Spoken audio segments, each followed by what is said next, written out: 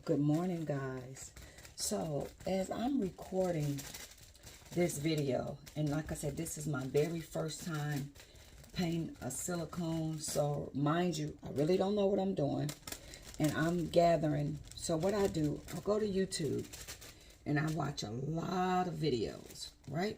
Before I decide to do a project.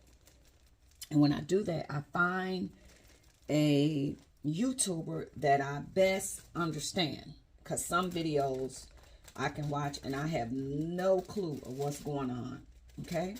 So I would gather up everything and then I would feel like, okay, I got it. You know what I mean? And I'm going to tell y'all guys, it's easy looking at somebody else do it and you thinking that you got the blueprint of doing it. But when it comes to doing it yourself, it's like, oh my goodness, it's a whole different ball game. On video, things look so easy. And when it comes to doing it, it's like, okay, now, you know, everything is really finna kick in place. So I'm learning as we go. So remember I was telling you guys that when I first got it, I took this silicone rubber mat right here. And I had the baby laying on this silicone rubber mat on the wood board.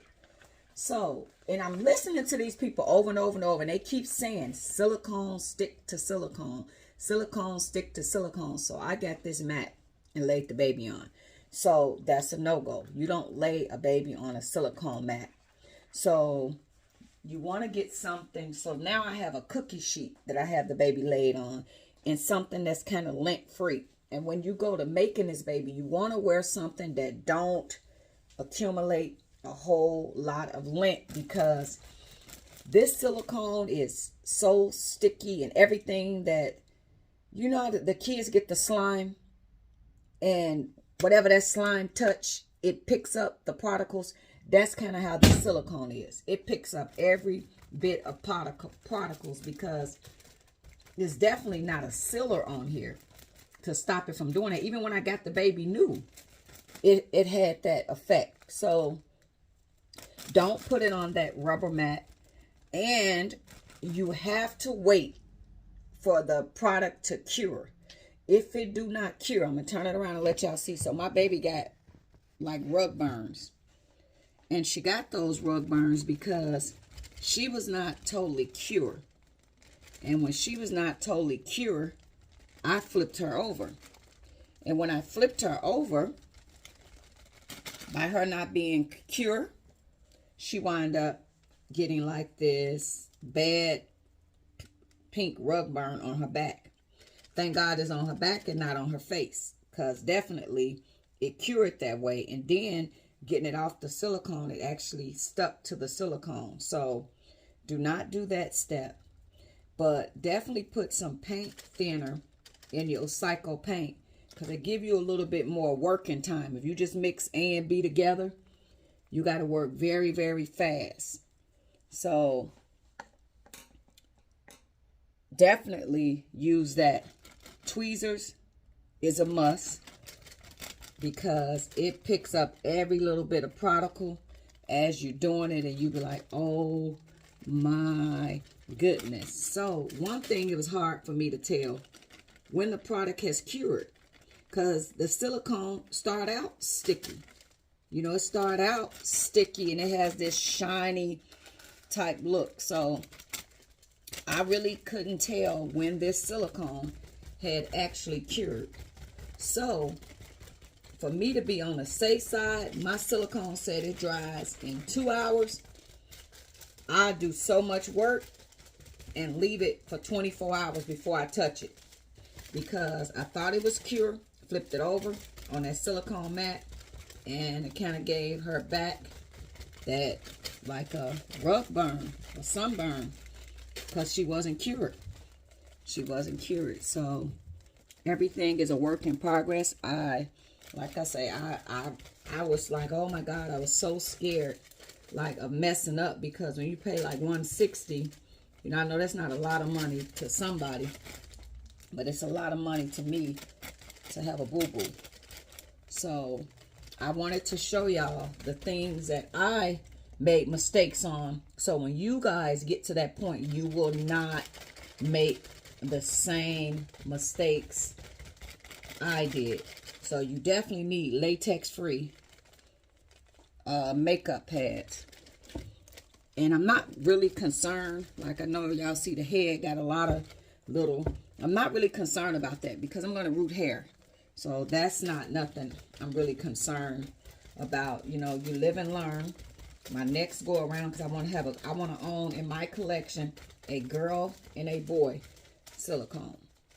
Once I have a girl and a boy in my collection, then I've been and said, hey, I did it, I made it, and it's over. So definitely the boy is going to be a lot easy because I'm going to learn from all the mistakes that I made with her. I won't do with him. So that's what I wanted to come and kind of let y'all know. So like when I touch this, this part on the face, I'm going to try to, no, I don't want to do that. It's cured though. Her face and this side is cured because I left her down a pretty nice amount of time. So I just wanted to share that with you guys. So yes, it is a process. So definitely to all of my reborn artists that is painting silicone and are doing very well with it. You guys are awesome. And thank you guys for putting videos out to help, you know, people like myself and others, you know, be able to look at your platform and have somewhere to start from.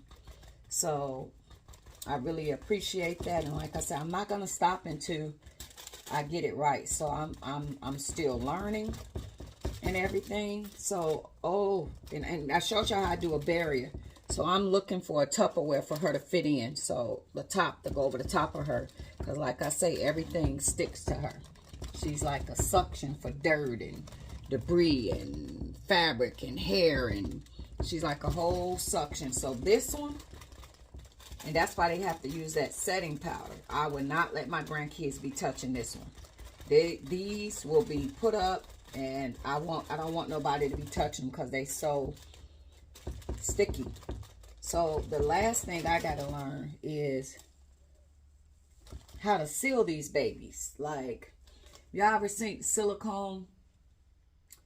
And they have silicone, and this might be a little graphic, but like, for instance, sex toys. Sex toys are made of silicone, but they put some type of coating on those where you don't get a lot of this touchy. You know what I mean? It seals a matte finish. Like, and I'm saying that, and forgive me for getting off on this topic, but I just thought about it. And like the rose, those roses is made of a soft silicone, but they have a matte finish. When you're touching it, your hand is not sticking or whatever. So what I'm trying to figure out is, what is that sealer that they put on those? Because honestly, they always have to put baby powder and not baby powder, silicone setting powder and all this type of stuff on this baby. I would like to seal her to protect that from happening. So it's definitely a sealer that can do it, because if people like me know about those toys have a coating on. We don't touch them toys and it's sticky. It's definitely a coating on there. So I'm going to keep studying, and I want to find a matte finish where it's not greasy and finish. So after I do all the layers of paint and get the color of this baby that I want this baby to be, I want her to have a matte finish where I don't got to worry about that. Like when you touch her, like, oh, when you touch her, this, you know, this, that.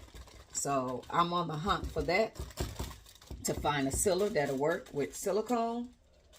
And yeah, that's what I'm on a hunt for. So I hope that these videos help you guys when y'all on a journey. She's kind of, my baby like almost about to fall. Where's she at?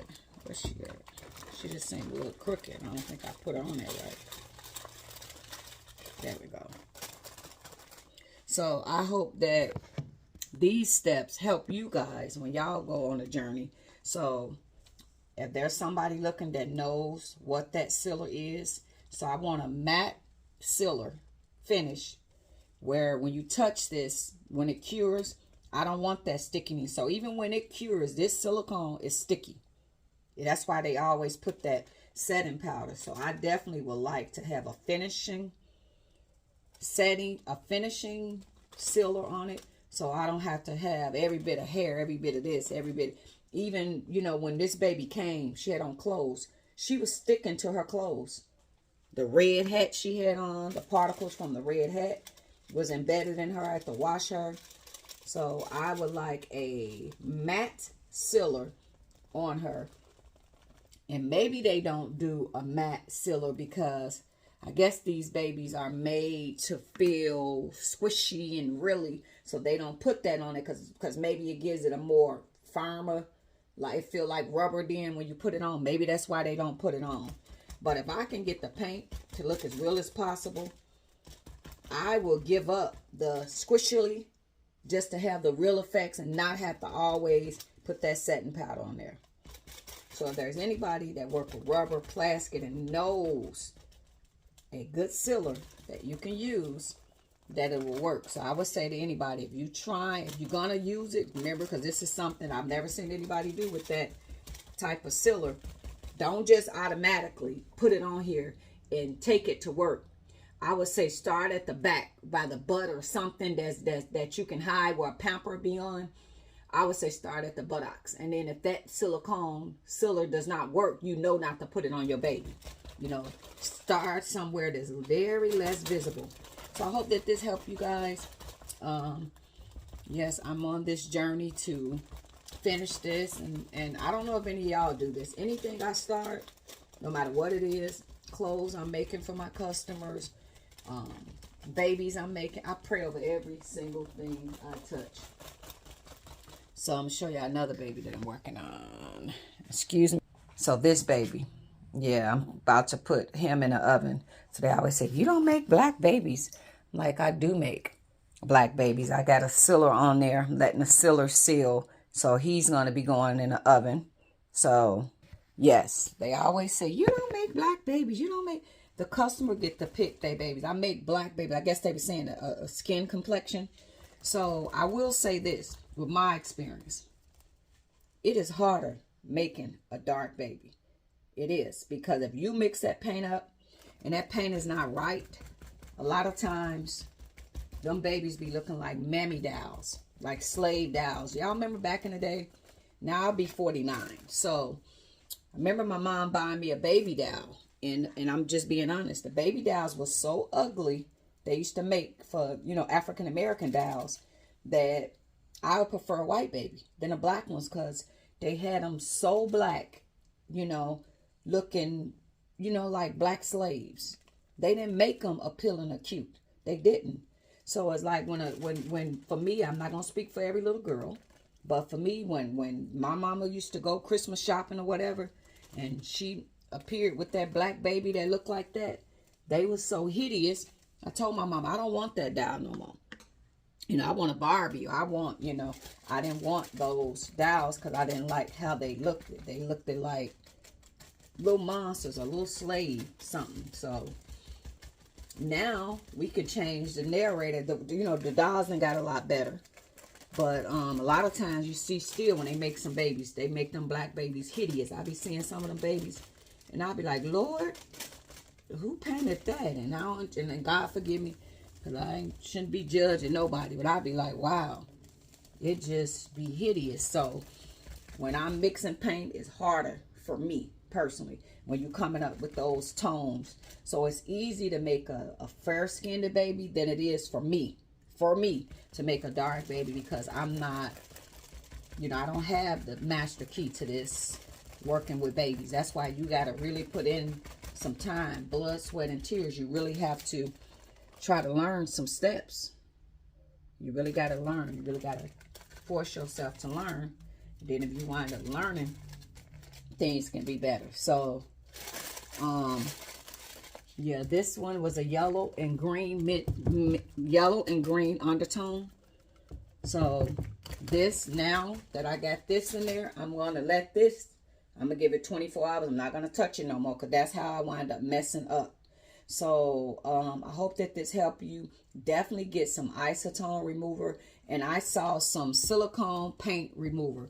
So if you wind up having a a situation, then you go with that. So my biggest thing is knowing if it's cured. So remember from when you touch your silicone, the way it felt originally, and then you will know. And then they say a lot of time you could tell. So like when you painting, because silicone is nothing but rubber. When you paint your silicone, leave a little bit in the bowl, they say. And if you go to the bowl and that little silicone dried and you could pull it off like rubber, then this and that should have been cured the same time frame, because it's the same batch.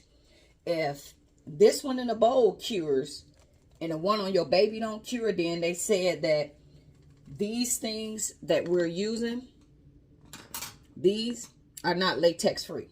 So it'll stay sticky. So to ever kind of know, because I'm learning, I'm like, I thought the baby was cured because I just went 2 hours and came and flipped over.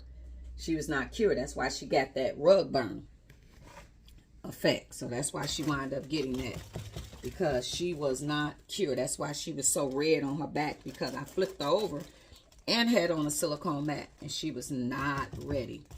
So I hope that this helped you guys and on your journey to painting silicone babies. And definitely watch what you're wearing. Don't wear nothing that sheds a lot of lint. And if you have animals, thank God Gino is a Yorkie poo, so he's hypoallergenic. He do not shed. But if you got a cat or a dog that shed hair, you kind of want to be in a room and don't have that animal in there, because you're going to have dog hair all in your product. So, and that's why when I'm done with this, putting it in, I'm gonna put this plastic over it and let it sit overnight, and I'll come back tomorrow and flip it over, go to the next step. So it is a lot of steps, and the curing time is way different. So hope this helped you guys. You guys have an awesome Friday, and just wanted to share again. Thanks so much. Bye bye.